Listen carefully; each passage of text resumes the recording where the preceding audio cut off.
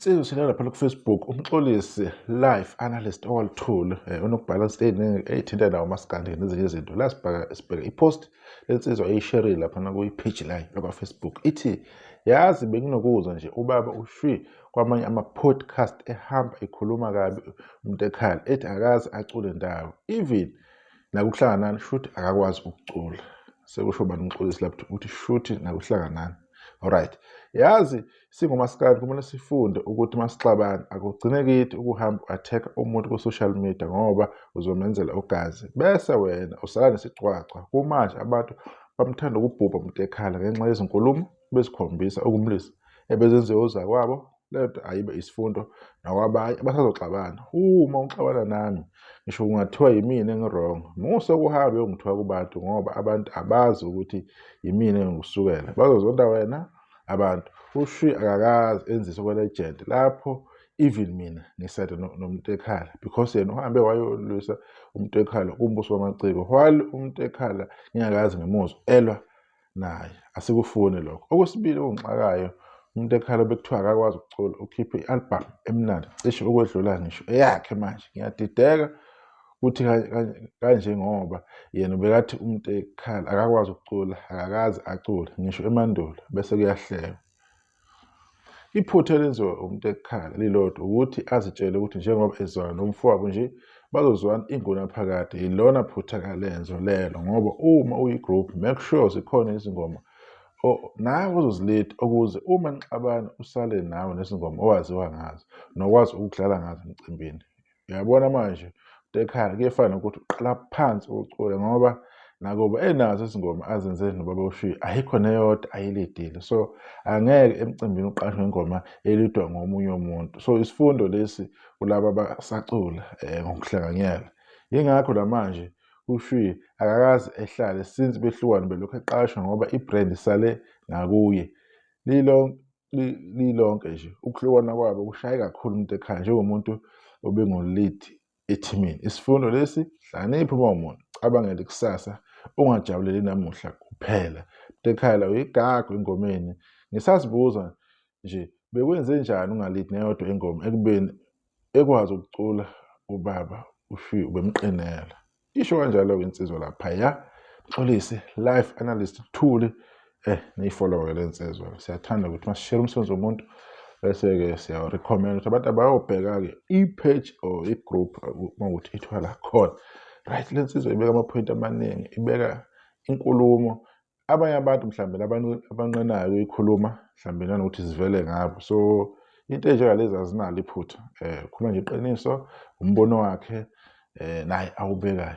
So ama-album akhuluma ngawo lo mfowethu ilawa. Enye ikamuntu ekhala iyo le ethi inkunzi emavava, iyohlanganisa i-12 days iphumile. Iy'ngoma zakhe ziyamuva, stream abantu bayayilalela, zizahle kakhulu. For umuntu obenesikhathi eside engakhiphi umsebenzi wakhe eyedwa, selokhu aqala nje ukukhipha noShwi ngicabanga 2004 if I'm not mistaken, ukuthi after isikhathi eside kangaka akaze ukukhipha manje. Yabona ukuthi i-distance ibe yinde kanjani.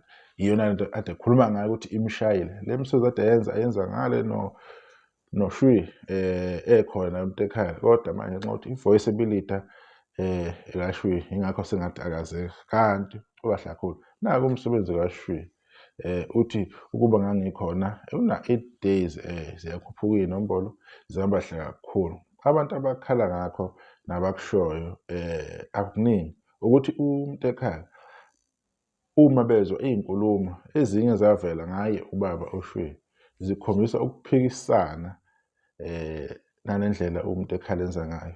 Umuntu ekhala ukhipha umsebenzi omuhle kakhulu.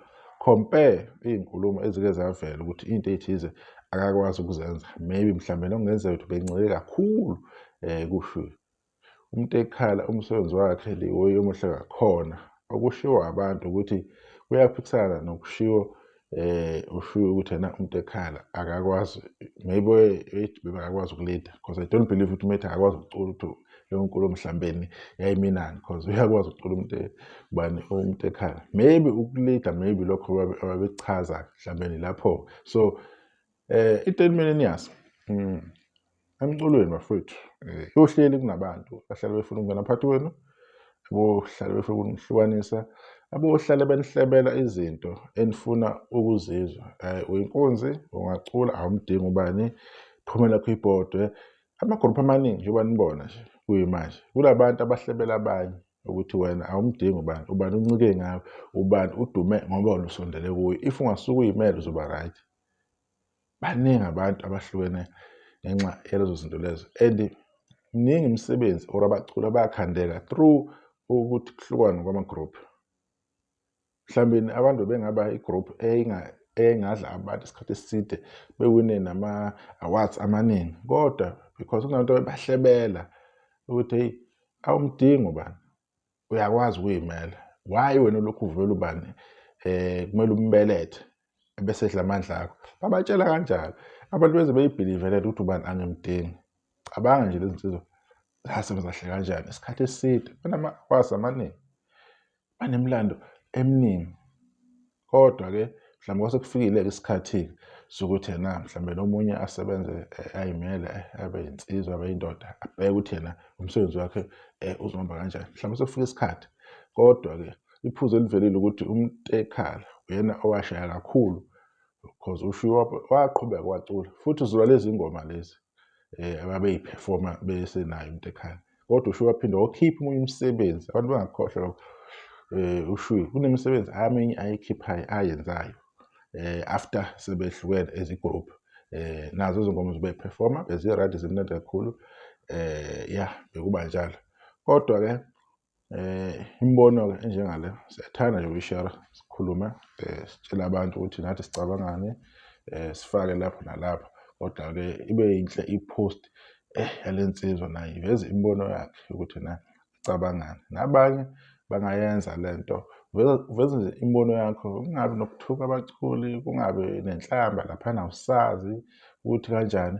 Uthi awubheka ipost yomuntu ususaba nokuyithatha ngoba manje omunye usedela abantu abadala uShiwe noMtekhala bakhulile, amadoda emizi, bayahlonishwa, baney'ngane eseyikhulile, banamakhosikazi laba bantu laba, banemizi more than one umuntu ngamunye. So awukwazi ukuthi uthatha ipost nje badixa ngenhlamba engathi kuthiwa labo maskandi abalingana nathi kweminyaka. Lutho, bakhulile, banemizi, banamagalelo, banesikhathi eside. Labantu bacula, abanye bayakazala, abanye bengakaphuphuki bekhona. Manje ama-post awubona ukuthi ukukhuluma lapha akukho kahle, kodwa-ke akusenani lokudlulisa nje umbono lapho nalapho. La kumaskandi sikhuluma ngazo nanoma ngayini ethinta umaskandi.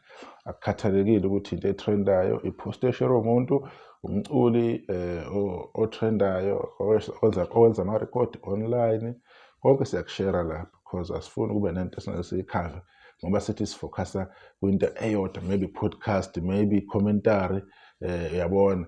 Sifuna nje ukufocus ey'ntweni eziwubhildayo umaskandi ngayo yonke indlela. And nemibono yabantu yamukelekile lapha, siyayifunda futhi kubalulekile ukuthi singakhohlwa ukukhredithi umuntu ngento asuke yenzile because kusuke kungeyona yakule channel, kusuke kungeyona lowo muntu lo. Njenganje umculisi umsebenzi wakhe lo omuhle kakhulu awenza phana kumaskandi ku-Facebook. So akunandaba ukuthi uthanda lephi eqhawe, sithande nje ipost ayibhalile ingakho siyisherile kule channel. Ngibonge ithuba, sidibana okuzayo sesizokhuluma ngomunye umsebenzi. Sale kahle.